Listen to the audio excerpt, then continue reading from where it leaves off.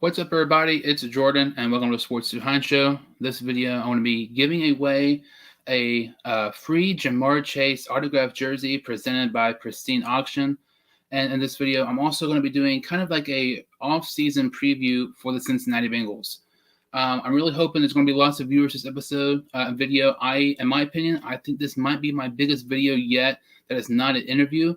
Hope you all, like the content in this video, and if you're new to the channel, make sure to subscribe. I would really appreciate it. Before we announce the winner of the giveaway, we're going to do that a little bit later in the video. There was over 300 entries in the giveaway, far more than I thought there was going to be. So I really appreciate everybody, entering and everything like that for your chance to win a Jamar Chase autographed jersey from Pristine Auction. So, like I said, we're going to do a little bit of a Cincinnati Bengals, off-season preview. And I want to do a free agency mock simulation from Fanspeak. And we're also going to do like a 3-round mock draft from Pro Football Network. If you've seen some of my videos, I don't know, the past week and a half or so, I've been trying to do some of every single team in the original draft order. Kind of getting slow on those videos, not posting as much as I would like to. But I'm going to post, going to be talking a lot of Bengals in this video. Lots of different stuff. And, there's so many free agent targets for the Bengals. But before we talk about, that Fanspeak free agency, simulation, we're going to be talking about some of these free agents the Bengals could possibly, end up signing. And I know everybody is talking about Tehran Armstead, the left tackle for the New Orleans Saints. Obviously he is a marquee free agent on PFF's top 100 big board of free agents in the 2022, free agency class or whatever you want to call it. He's ranked number 2, only behind Devonta Adams. Tehran Armstead is one of the best left tackles in the NFL, but he has yet to play 16 games in any season of his career. To me, that's kind of alarming and concerning, especially for a team like us who, we are willing to pay the big bucks, I think, for offensive linemen in this offseason. But you don't want to pay big bucks to somebody who, is injury prone. You just do not want to do that at all. So there's lots of people, offensive linemen. It seems like every single day there's a new offensive lineman Bengal fans want us to get. And if you're just not tuning in, I'm going to be doing the Jamar Chase autograph giveaway a little bit later on. We're going to be kind of talking about, some free agent targets the Bengals should, look at in the offseason. Free agency just starts in, I guess less than 2 weeks now, since today's the 3rd, 13 days away. So Tehran Armstead is obviously, left tackle everybody's talking about. If you have anybody you're really wanting the Bengals to get, comment below. I want to hear your thoughts and comments and everything like that. There's a lot of offensive linemen I like, and there's one in particular, I want to kind of save him for last, that nobody is talking about, and I do not get it at all. It makes zero sense. So obviously, when you look at left guards, Brandon Sharif, however you want to say it, I always mess up saying his name. He's one of the premier guards, one of the best guards, one of the better offensive linemen in the NFL, and it's looking like there's a decent chance that he might not re-sign with Washington.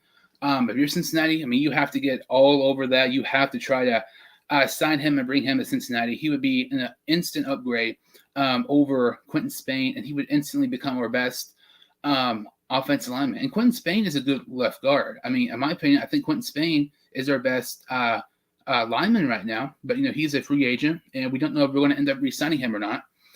Somebody else at left guard is Conor Williams. Everybody wanted Conor Williams in the draft, and it just seemed like it was a year or two ago. But it's already been 4 years. It's kind of crazy how, time flies and everything. Conor Williams is good. I think his price range will probably be around $6 or $7 million. But his penalties past season for Dallas was a major issue. I think he had like 15 penalties or something like absurd and insane. But he would be nice. But I don't know if he's an upgrade over Quentin Spain. I really don't. I would feel, in my opinion, I think it'd be kind of just better off to sign Spain for like 8 than Conor Williams for 6 or 7. I know Conor Williams is far much younger than Quentin Spain, but I feel like Quentin Spain, you know what you're going to get in Quentin Spain. He's going to have solid play, be our best offensive lineman until we sign some of these other guys. Conor Williams is, I'm not going to say he's a project, but he's one of those guys where you think he can be good, but you don't know his full potential. If he has his potential and if he, plays really good, he can be better than Spain. But as of right now, I don't think we've seen enough of Conor Williams being good in Dallas to say he should, be signed over Quentin Spain. Going to centers here.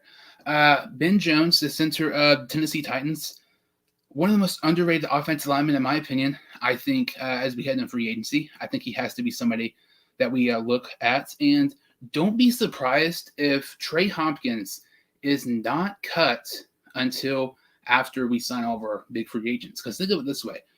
It's kind of sounds weird. It would be risky to cut Trey Hopkins and miss out on Ryan Jensen or Ben Jones. So if you cut Trey Hopkins and if you miss out on Jones and Jensen, if you cut Hopkins and if you miss out on Jensen and Ben Jones, now you're screwed.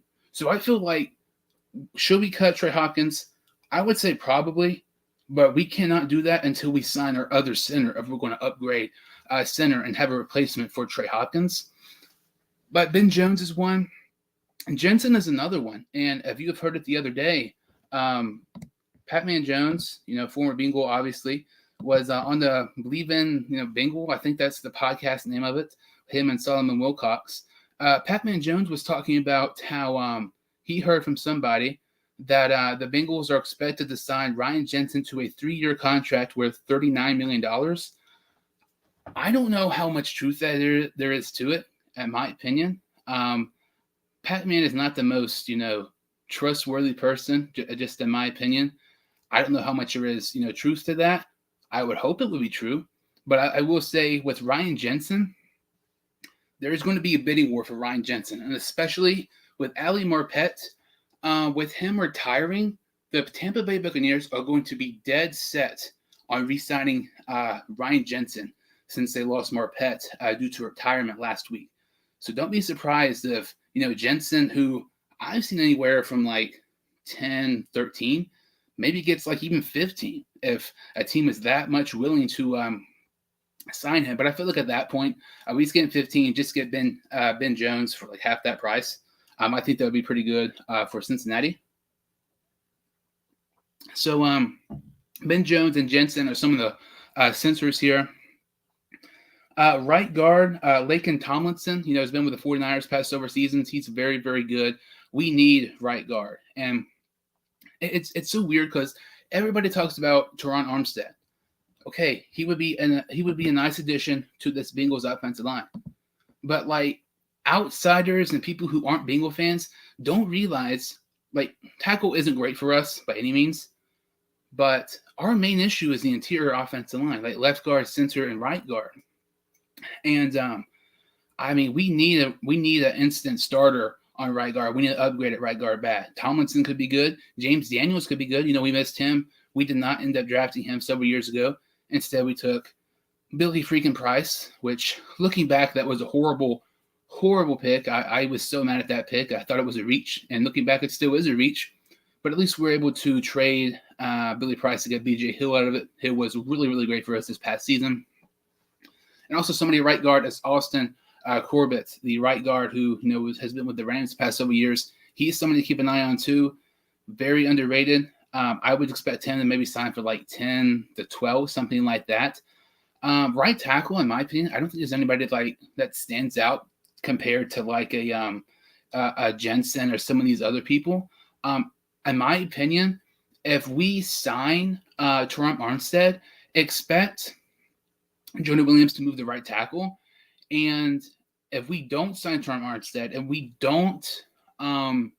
if we do not sign a left tackle in free agency, I wouldn't be surprised if Williams is the left tackle, Jonah Williams is left tackle, and Riley Reif is right tackle. I don't think it's I don't know. I wouldn't be upset if Riley Reif were to came back on like a 1-year deal at right tackle.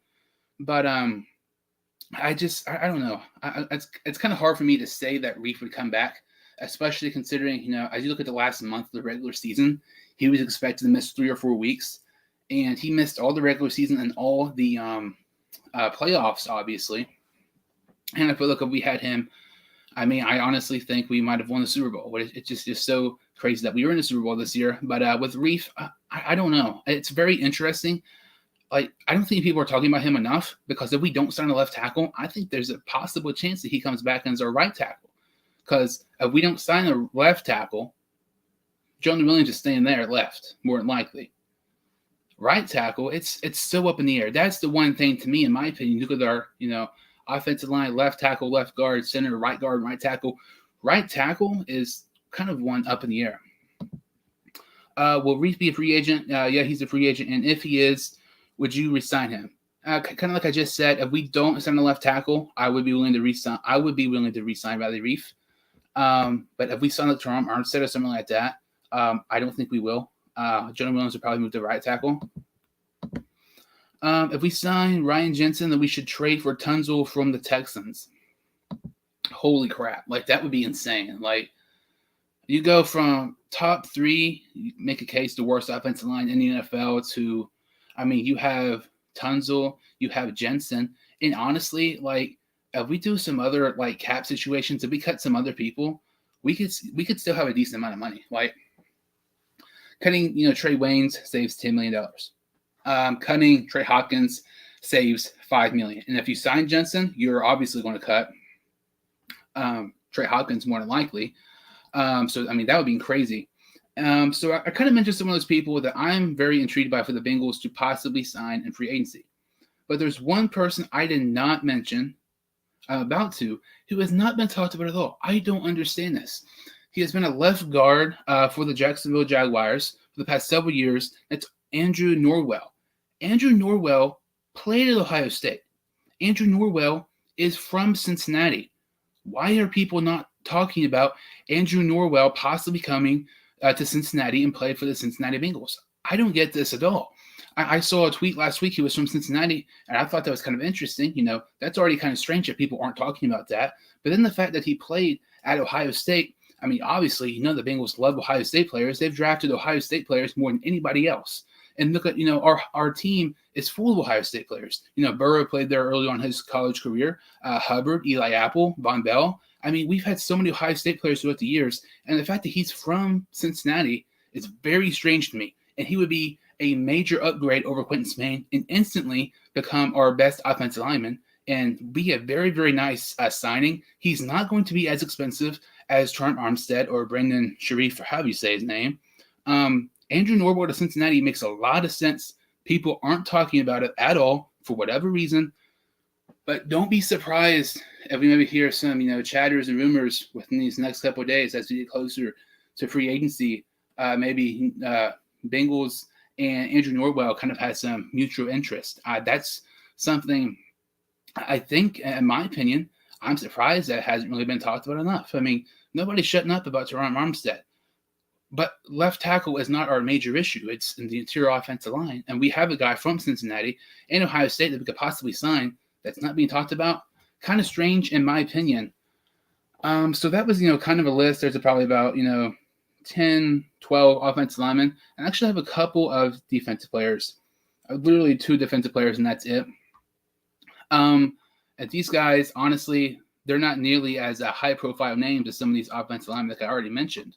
But one is Ryan Kerrigan. Ryan Kerrigan's towards the end of his career, and I wouldn't even be surprised if he ended up retiring this offseason. But Ryan Kerrigan, he's been very, very good until like the past year or two. This past season, he was with the Philadelphia Eagles, but his whole career up to that point, I believe, he was with Washington. And with Washington, the year prior to him being with the Eagles, he had at least, I think, 5 sacks every single season with Washington. Been very productive. He has over 80 sacks for his career, I believe.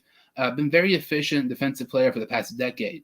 And something interesting with Ryan Kerrigan, you look where he played at in college, he played at Purdue. And to me, it's very interesting when you look at like connections throughout coaching and everything like that. Like, it's so interesting. Like, if there's a new head coach and if he's coached a player before, more than likely, he might bring him on because they have a, connection. They already have chemistry. I mean, look at Mike Thomas and Zach Taylor. Look at Lou Anarumo. I always mess his name up. I don't know how. And like B.W. Webb and Kerry Wynn and Eli Apple and those type of guys. But when Ryan Kerrigan played in college, he played at Purdue University. And at that time, Lou Anarumo was also on the Purdue coaching staff. I kind of said this last year, as a couple of days after I said that, there was reports saying that the Bengals had to, I believe, a workout with Ryan Kerrigan. So it's kind of interesting. I mean, they've already, interested in him with the past year or so. There's already a connection with him and our defense coordinator. So I would not be surprised, and maybe we sign him to like a short 1-year contract where it's like super, super cheap, something like that. But he's not going to be like a guy who's going to have a big impact, kind of just like an extra body at the edge position, something like that. Kind of like a guy like Mike Daniels, maybe have him on like the practice squad. But if he needs to get called up, play in the game on the active roster, he can come in, play pretty well. I mean, obviously we saw that this past season. And Mike Daniels when we played against the Browns in the season finale. And one other player, this is very interesting. I was looking, like I said, I really like connections with coaches and players. And when you look at our, secondary coach, Livingston, he used to coach at Vanderbilt years ago. And I feel like we could use a little more help at corner. Like, obviously, we don't need to sign like J.C. Jackson or somebody like that. We don't need a high-profile corner to sign in free agency. But I feel like somebody who can kind of add more depth and more experience at corner is Casey Hayward. Casey Hayward played at Vanderbilt while Livingston was on the coaching staff. Our secondary coach, Livingston, was on the coaching staff at Vanderbilt while Casey Hayward was on there as well. That's also kind of something to look at as well. I mean, this might not be nothing, but to me, I do think it's kind of interesting that there is a connection there. So, who knows? That's kind of, the players I'm kind of looking at for free agency before we get into this free agency mock and a 3-round mock draft from Pro Football Network. If you're just now tuning in, and we'll be doing the Jamar Chase autograph giveaway here shortly here. We're going to be doing a FanSpeak free agency simulation and a 3-round mock draft from Pro Football Network. If you have any comments, questions, I don't know, just thoughts, opinions, stuff like that, feel free to, comment them below. I will try to answer them or reply to them the best I can, I guess. Let's see here. I heard that Reef is looking at retirement. That's interesting. I have not heard about that. That's interesting if he is. And wow, that's kind of interesting. Because I feel like Riley Reef, even if he doesn't sign with the Bengals, I feel like he could still have a kind of a productive season like he had this past year for us. Like if he goes to like an offensive line needy team, like look at the Seahawks, for example. I think that would be a good fit for him. Maybe like a 1-year deal, something like that. So let's see here. With the FanSpeak free agency simulation, just a second, fanspeak.com. Let's see here. FanSpeak, we have, as it says here, $54 million in cap space. Look at the first player on the board. We are cutting him, Trey Waynes. It saves over $10.5 million. Let's see here. Let me know who you all think we should maybe like cut or, keep despite, if there's somebody who you think, there's talks about us possibly cutting, let me know if you think we should cut him or not, something like that. Let's see here. Trey Hopkins, I said if we sign Ryan Jensen or Ben Jones, we will cut him after we sign them. I feel like cutting Trey Hopkins before free agency, I know you can create more cap space, but I think it's very risky because we have a chance to miss out on the top center like Ben Jones or Jensen. As we see here, let's see here. We already cut Trey Waynes. I say it's over $10 million. I'm going to cut, let's see here, P. Ryan. I know some of you might disagree with me. I do not like P. Ryan. I don't get Zach Taylor's obsession with him. I don't think he's that good. I know he had that one great catcher run in the AFC Championship game against the Chiefs. But, I mean, you take away that play, there's nothing that really stands out to me with Samaje Perine. You can get a running back just as good in like the 6th or 7th round of the draft. Honestly, I mean, we literally did that with, Chris Evans. In my opinion, I think Chris Evans is better than Samaje Perine. And for whatever reason, we used Perine in for plays that should have been designed for Chris Evans. But that's for a whole, another story, and basically me ranting about that and everything. But guys, we should re-sign. Obviously, when you look at this list here, Bates is the first guy that comes to mind, and also you have Uzama, BJ Hill, Ogunjobi, possibly Riley Reeve, possibly Quentin Spain, Eli Apple, some of those guys. So CJ Uzama, his last contract he signed with Cincinnati, I believe, was 3 for $18, so that's $6 a year. It's interesting because I don't know if this helps Uzama's case or not. Obviously, Uzama just had the best season of his career, without a doubt, easily this past season. But you would think his price range would be a lot higher. But at the same time, I mean, this tight end, free agency is loaded. I mean, we have guys like Zach Ertz, CJ Uzama, Robert Tonyan, several other, guys as well. Gerald Everett, who has been with the Rams while Zach Taylor was there. Keep an eye on that for a possible signing. Dalton Schultz for the Dallas Cowboys. There's so many great tight ends. We're going to try Uzama. Like I said, his recent contract was 3 for $18. We're going to try Uzama 7.5. Wait, I think I clicked the wrong player there. Uzama 7.5 for 3 seasons. If you're just now tuning in, we are doing a Bengals free agency, mock, and also a Bengals 3-round mock draft. The free agency mock is from fanspeak.com, and the mock draft is from profootballnetwork.com. If you're new to the channel or if you've seen my videos before, make sure to subscribe to my channel. I really appreciate it. Like this video. I would really, really appreciate it. We're going to be announcing the Jamar Chase autograph jersey winner in just a little bit here. Really excited about that. This, in my opinion, I kind of said this when the show first started.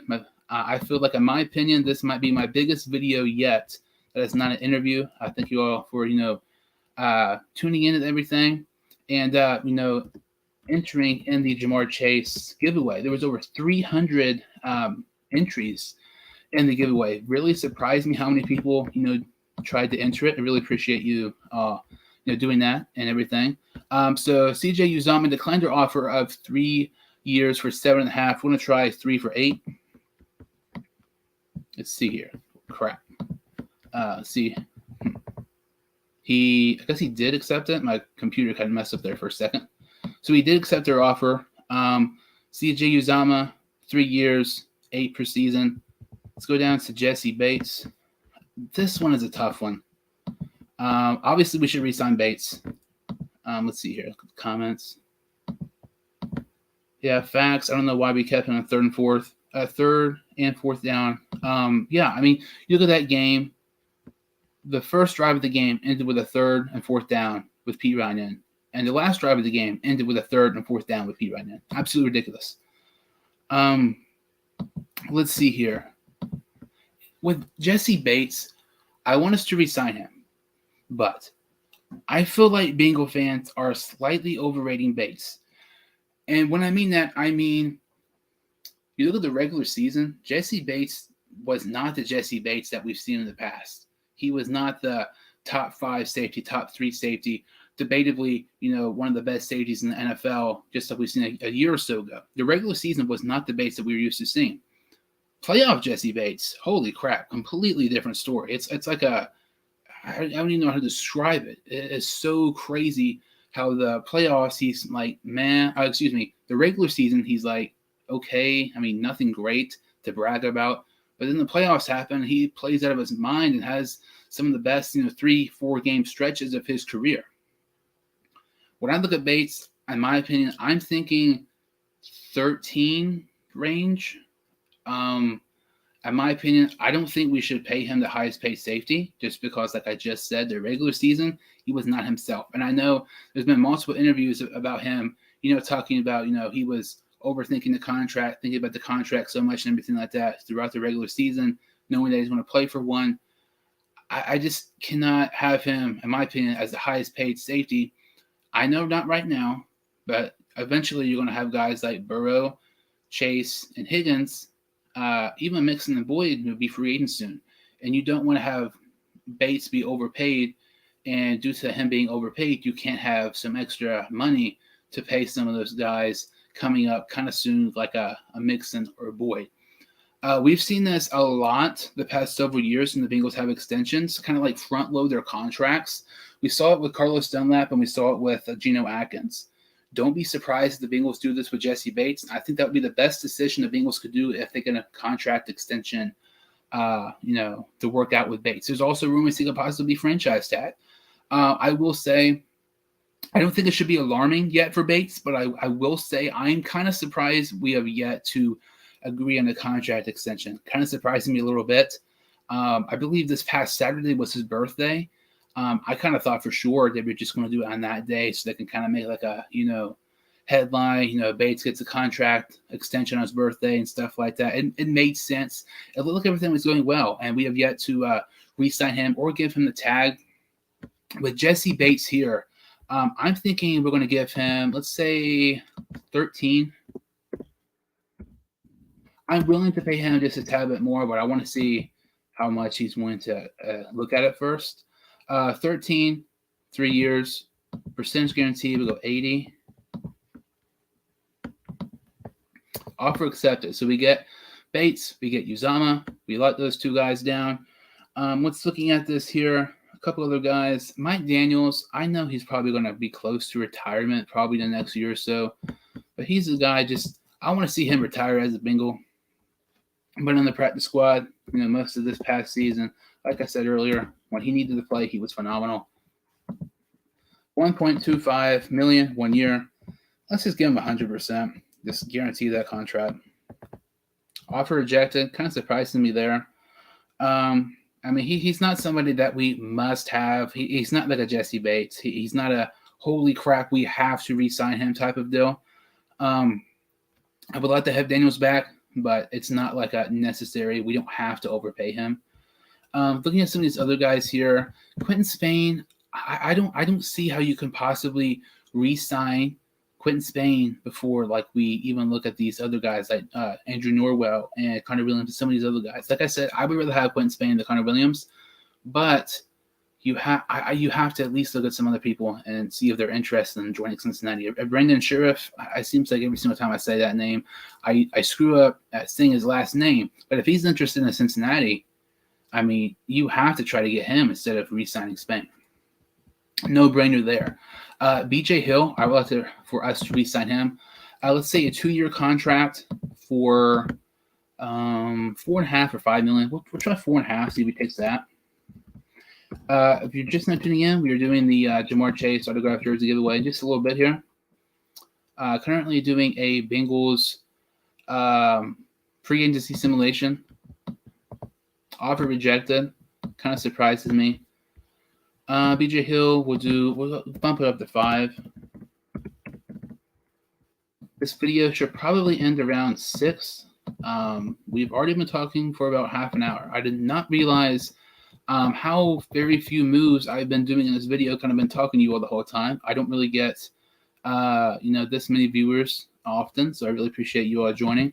Re-signing Bates will go a long way for the locker room. Yeah, I definitely agree with that. So BJ Hill did not accept our offers, either one.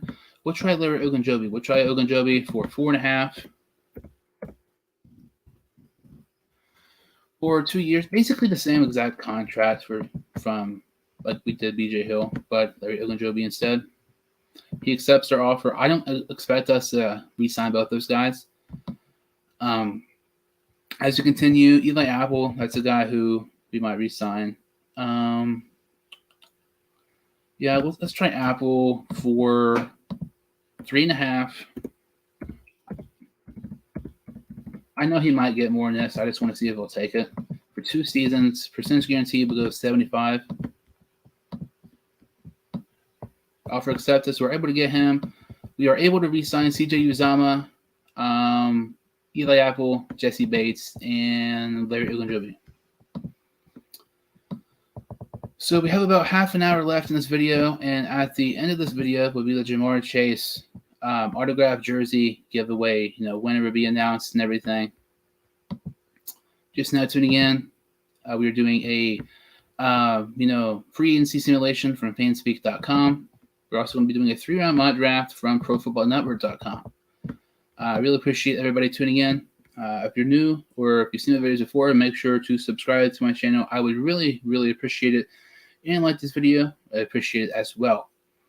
So when this video started, we were already talking about the offensive linemen and, I guess a couple of defensive players who honestly are not big signings I would like for us to target.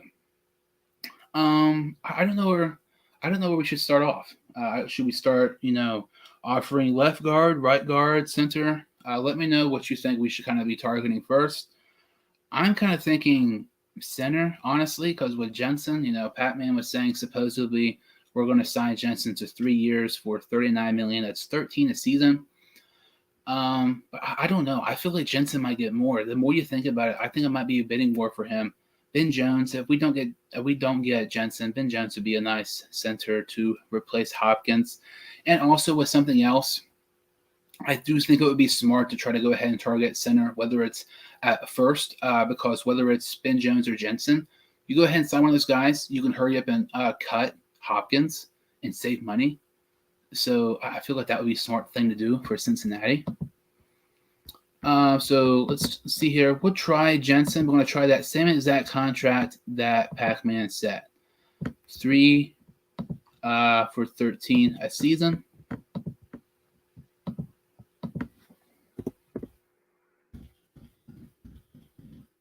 See here, percentage guarantee. This is something the Bengals have not really been prone to do, for a long time. This was, you go back and you look at Trey Hendrickson's, press conference when he signed with Cincinnati this past season. The guaranteed money was not something that was a lot on Trey Hendrickson's contract. And honestly, I think that might have a little bit what to do with Jesse Bates' contract not being finalized for a possible contract extension, that he wants that guaranteed money. The Bengals are not a team who gives out a ton of guaranteed money. I don't know. Let's see. I guess 70 for Jensen. See if he'll accept that. I want to go. I don't think you can cut people while you're signing players. So even though, like, if it says we have $2 million in cap space after all this, we really have 7 if we would end up cutting Trey Hopkins. So we offer Jensen. We'll see if he accepts that just here in a minute. I want to look at some other guys here quickly. Laken Tomlinson, the right guard, I like him a lot. I would, some of these guys, I would be almost willing to overpay a little bit just to come here because, we're going to have some extra money cutting P. Ryan, cutting Trey Waynes, possibly cutting Trey Hopkins.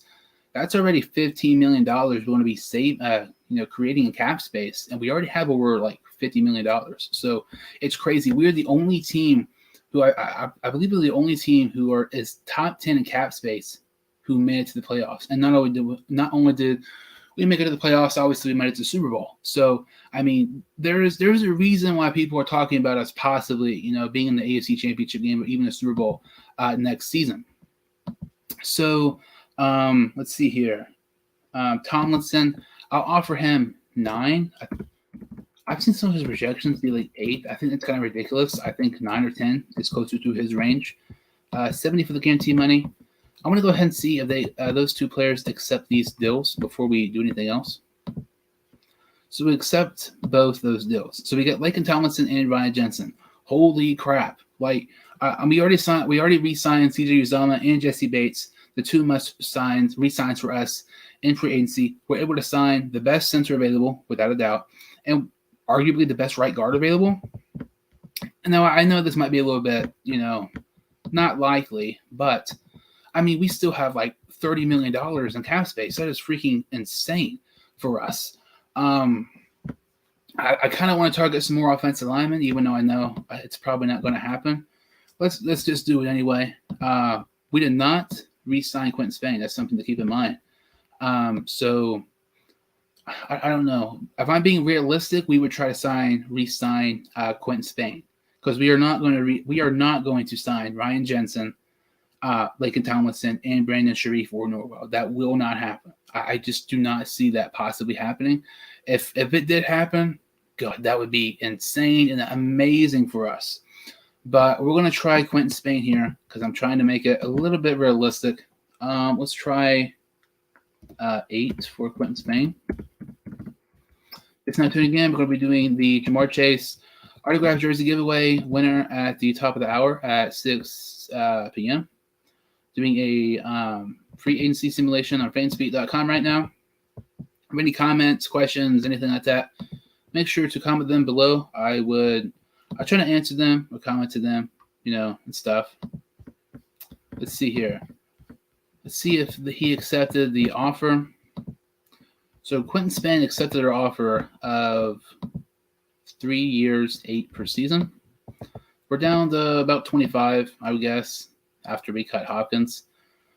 I don't even know what you would do. Like, honestly, I'm looking at it, and I feel like you look at some of our positions. I feel like we could, get some more help at corner, but it's not necessary. It's not a holy crap, we need to, help get more corners so bad type of deal. We don't need corners urgent, but I don't think it would be bad. Like, all these signings so far that we've been able to do, we re-signed Uzomah, we re-signed Bates, we signed Ogunjobi, Eli Apple, we signed Lincoln Tomlinson and Ryan Jensen.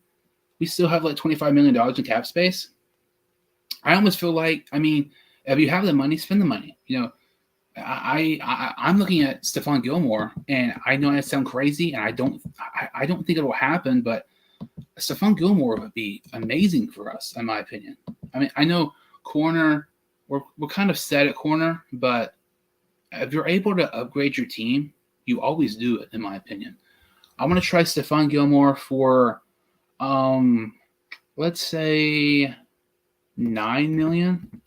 I know he's good, but he's not what he used to be. For 1 year. I feel like this is I don't expect Stephon Gilmore to sign the Bengals, but if it's a 1 year contract, I think it's possibly more likely to him. He has a great season, then he can kind of, go somewhere else the following year and get the big time money that we've seen him, play with and earn throughout his time in the NFL. So he accepts that 1 year offer. Holy crap. This is insane. I was doing a video earlier today for the series. I was talking about doing basically a series just like this for each NFL team. I was having so much trouble with some teams because nobody would want to sign for us I think it was a Seahawks video.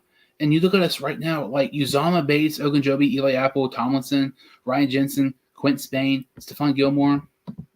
That is unheard of. Let's see here. We have look at a great offensive swing tackle and a good second corner. Let's see here. I feel like we kind of got the corner in Stephon Gilmore. So we have about $13-14 million left. And something to keep in mind, you normally see about 3 or 4, maybe even $5 million, depending how many draft picks you have for the draft picks and with their cap space as well. Let's see here. When you look at, some of our position needs, it says here, edge. I feel like we could use an edge. I know we have Osai. Offensive tackle, we did not, I don't think we re-signed Riley Reef. I just now realized that. Let's see here. I feel like Reef is now not available. So, wow. The options, I will say at right tackle, have really slimmed because I guess you would say I was getting ahead of myself. I was getting too excited by some of these interior offensive linemen because, we need those guys so bad. I don't know. You look at a guy like Jason Peters, he's getting up there in age. If you do like a 1 year contract like Riley Reef, I don't think that would be horrible. I really don't know about right tackle. That's interesting. Maybe we draft one. It's so interesting at right tackle. Let's see here. Because if Riley Reef, like I said, if we don't re-sign, if we don't sign a left tackle, I wouldn't be shocked if Riley Reef were to come back for one more season. Let's see here. Man, this tackle class, I don't know if you call it class, but this tackle group is not nearly what it was when it came to guards early on. Tyrone Crosby, I like him quite a bit. remember I wanted him. I remember I wanted to get him several years ago. Let's just, I don't know what his price range would be. Let's try 5 million, 4 or 5 million for him. Let's try 4 for Tyrone Crosby. Let's try a 1-year contract worth 80. And then if he declines this, I'm not gonna have okay, he accepts it. So honestly, I feel like getting him, and then if we want to do different moves, or we could have re-signed Riley Reef. Honestly, we probably should have, but I feel like if we do not center left tackle, expect him to come back. In my opinion, looking at this group, I really don't think there's any must sign. I do want to kind of see Ryan Kerrigan if he's a 1-year contract with him for $1 million or something. He's not available. I know we have $10 million in cap space.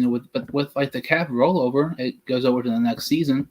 So I don't think that would be bad. I mean, we're looking at this Bengals team right here with going to be over $10 million in cap space because there's probably going to be more players get cut.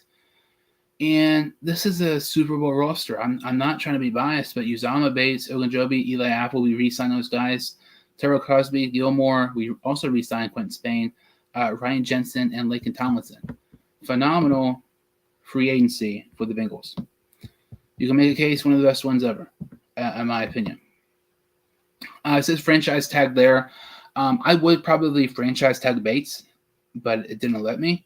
So I wouldn't be surprised if Bates gets franchise tag ultimately. And honestly, I feel like Jesse Bates getting a franchise tag should happen instead of him getting a long-term extension, because I want to see if he can play like he did in the playoffs again, throughout this next season.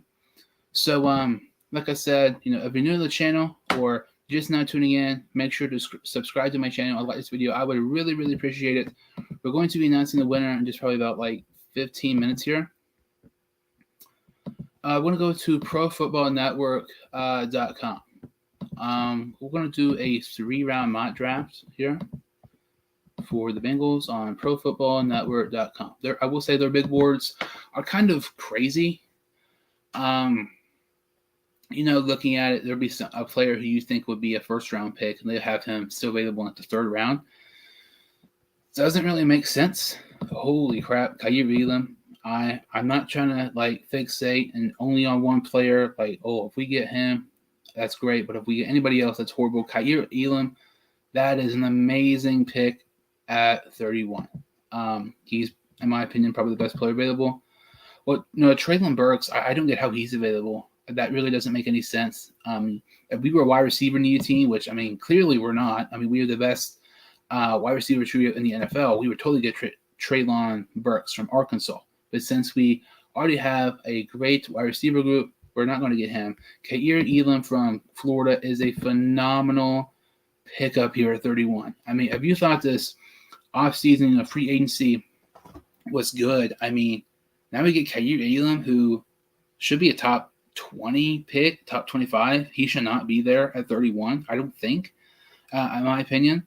We're going to get him there. That's an amazing draft pick. A-plus pick for us. As we look here, the 63rd pick overall, the second to last pick in the 2nd round. Kobe Bryant's available. Obviously, we're not going to get him because we just got Elam.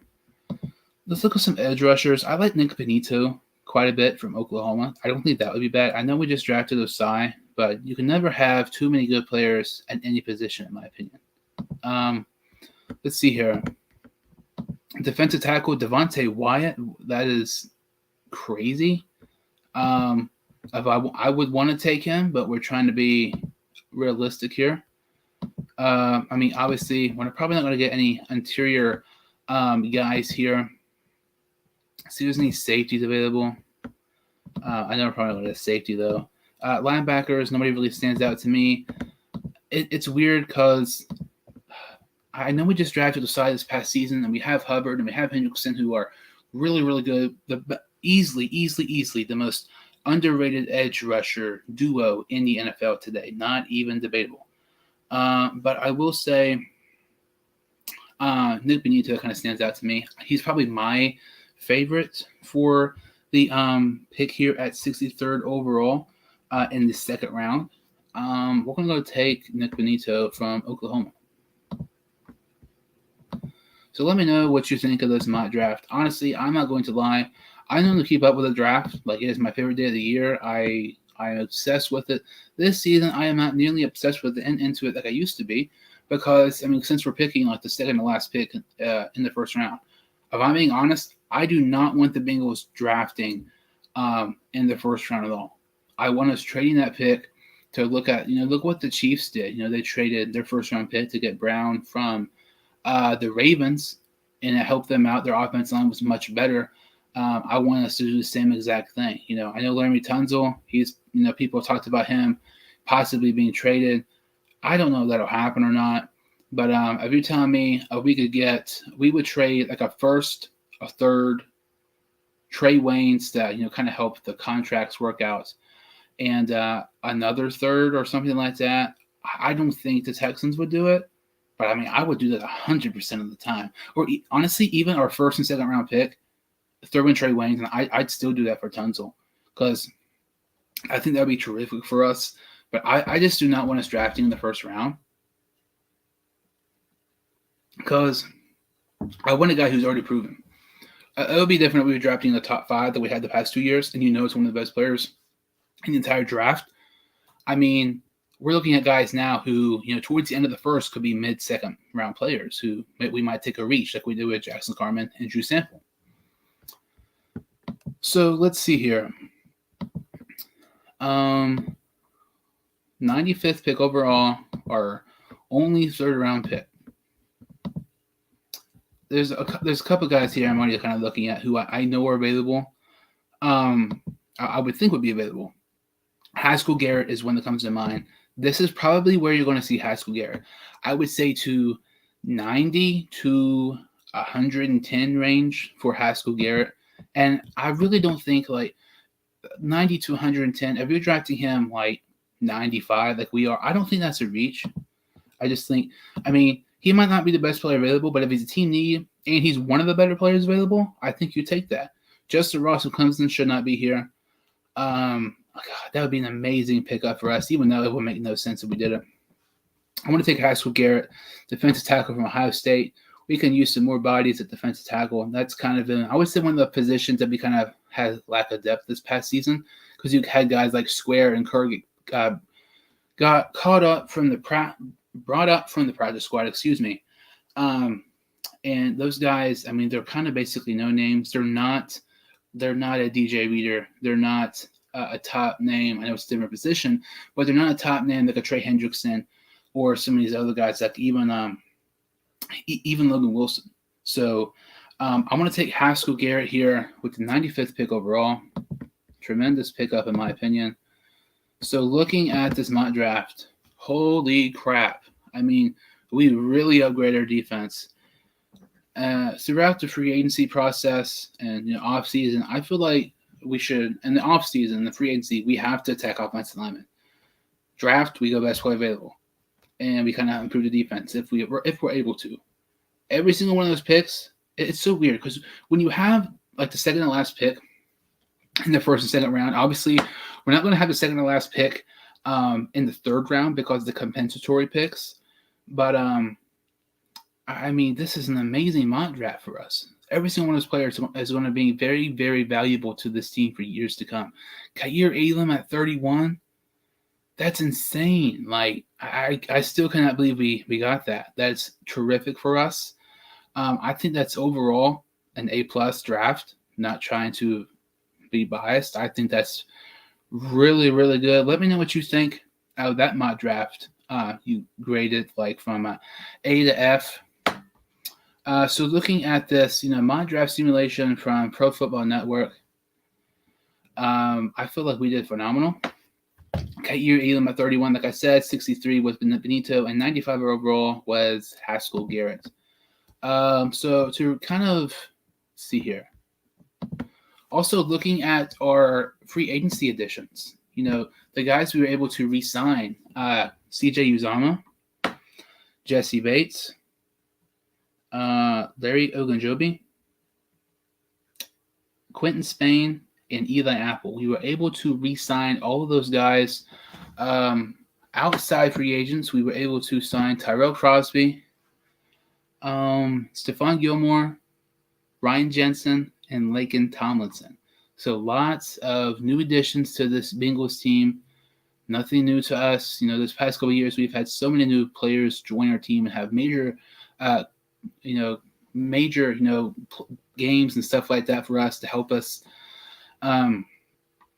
Let's see here. So in just 1 second, just a minute or two, we're going to be announcing the winner of the Jamar Chase autograph jersey presented by Pristine Auction. Give me just 1 second here. So I really appreciate, everybody, entering it. Like I said a couple times already, I had over 300 entries. That is insane. Honestly, I did not think I was going to get that much. But let me just 1 second, and we will announce it.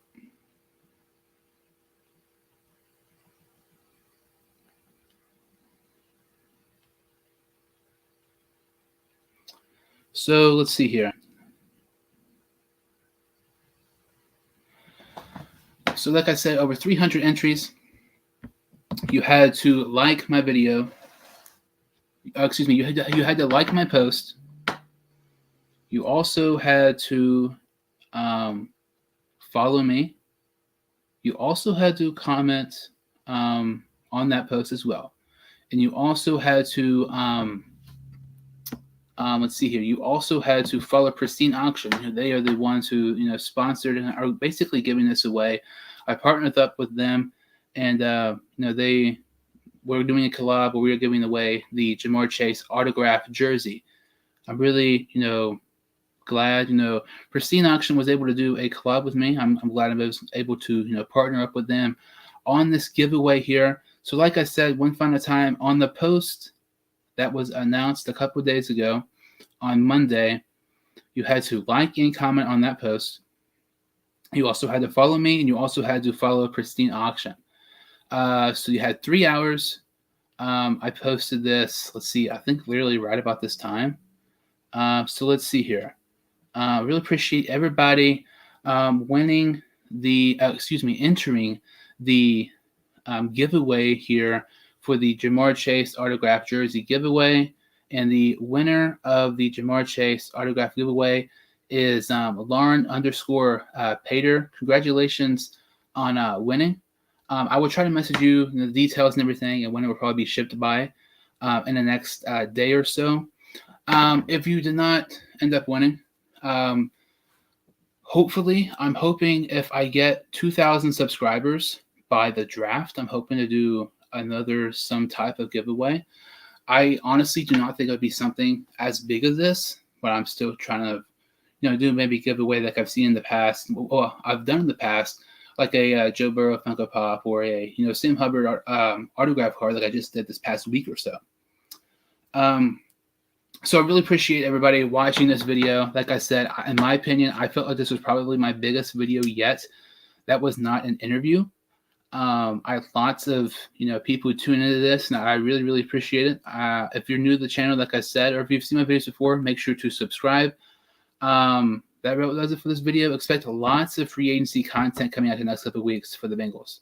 I'm going to be finishing my series of doing a free agency mock and a mock draft for each team. So there's going to be lots of that. But next week there's going to be some Bengal-based videos. And the first week of free agency, I'm going to be doing live videos, trying to pretty much every single day of the week. We're going to be breaking down all the free agency moves and everything like that.